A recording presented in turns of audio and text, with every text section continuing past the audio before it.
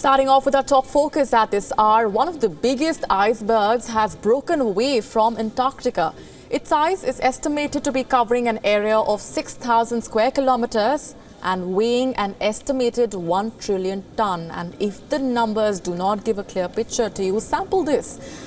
The giant block is twice the size of Luxembourg. The iceberg was hanging by a thread, eventually splitting off from what is known as the Larsen Sea section of the Larsen ice shelf. The Larsen Sea ice shelf is now 10% smaller. Researchers say this has even changed the shape of the Antarctic peninsula. Scientists had been monitoring the event for more than a decade, and it was understood the iceberg would eventually break away.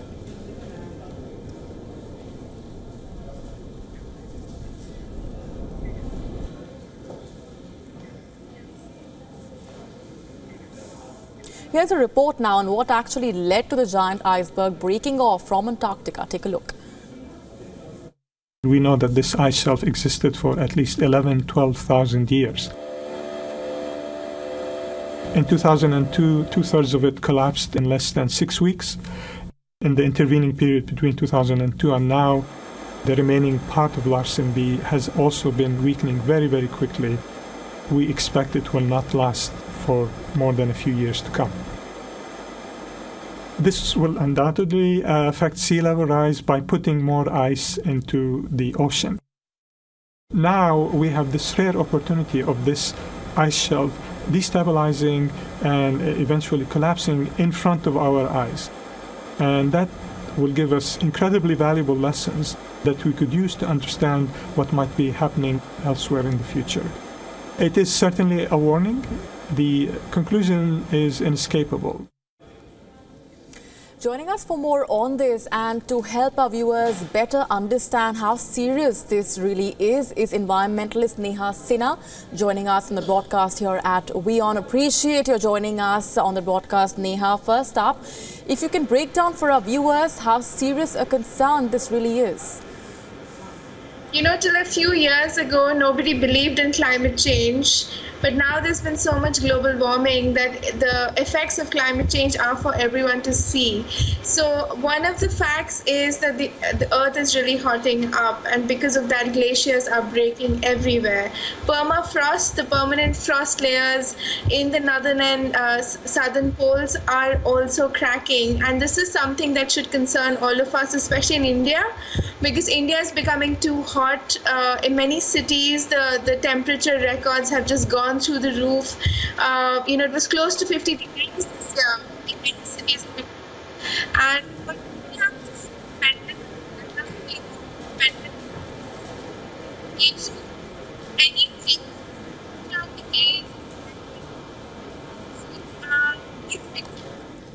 A bit of an audio problem there. We'll just try and reconnect with our guest Neha Sinha.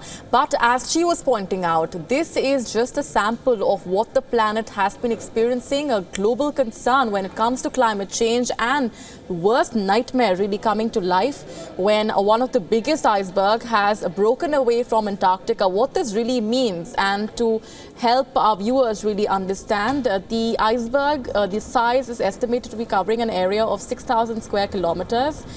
This is essentially, the giant block is twice the size of Luxembourg, just to help our viewers understand the scale of what's really occurred. The iceberg was hanging by a thread, eventually has split off from what is known as the Larsen Sea section of the Larsen ice shelf.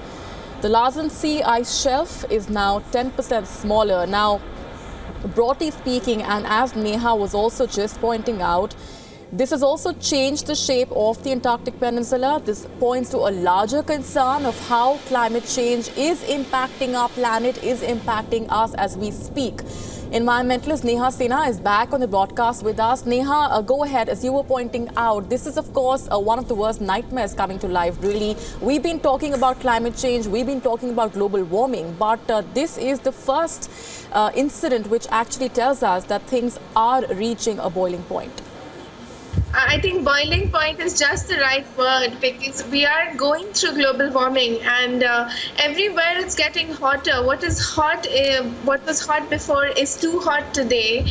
And one of the first impacts is that glaciers are melting, not just in Himalayas, but also in the North Pole and the South Pole. And this should really concern us, because in India we are so dependent on the weather. You know, almost 60%, more than 60% of the Indian monsoon is rain-fed. So we actually wait for the rains to come to irrigate our crops. So any change in weather patterns, any change in temperature and rainfall patterns is always having a very serious livelihood impact on people in India.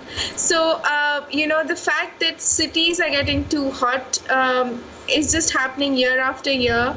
Delhi was 47 degrees this summer, and many parts of India almost were touching 50 degrees. People are dying from the heat, and more than anything, we are seeing extremes in weather. So we had drought last year, and this year we've had heat waves.